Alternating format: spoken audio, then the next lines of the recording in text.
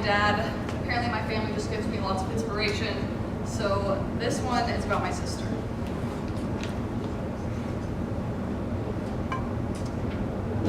Last November, 10 minutes before Dad was supposed to walk you down the aisle, your bridesmaids were in a back room of the church taking shots of tequila and telling their favorite stories about you.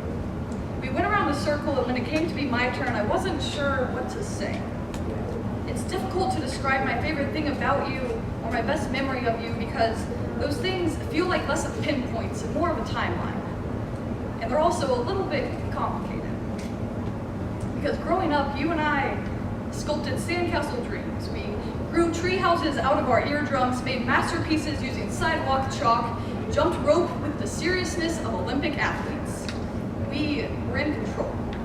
We knew exactly how the future would play out, but then the teenage years came.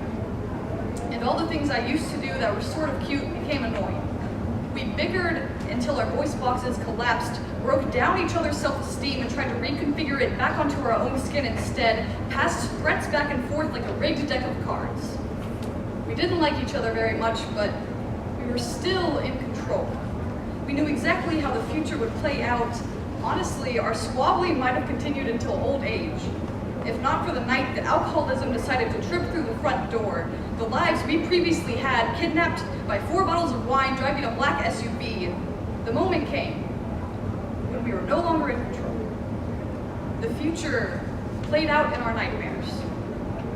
So we did the only thing we could. We banded together, and as morbid as that is, it is what created all of my favorite things about you. How you call me when you're on a long drive just to vent, that I can practically see you roll your eyes from a state away, having you there to help me survive every stupid holiday and family get-together, the way we balance out each other's anger and sadness. Typically, you do most of the crying because you know that's not my thing, and I punch walls because I know you pay too much for your manicure. How the ringtone that plays whenever Dad calls you sounds like the squeal of tires and the sickening crunch of metal on metal to a backbeat of slurred curse words, how you pick up the phone anyway.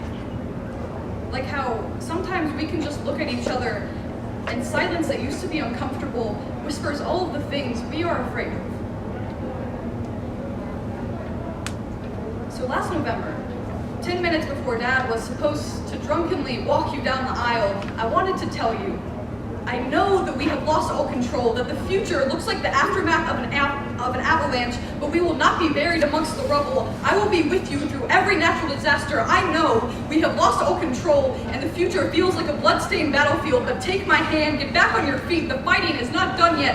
I swear, we will make it out alive. Last November, 10 minutes before you had to walk our stumbling father down the aisle, your bridesmaids asked me to tell a story about my best memory of you. All I wanted to do was look you in the eye and say, I'm so sorry. That my favorite thing is not having to go through this alone.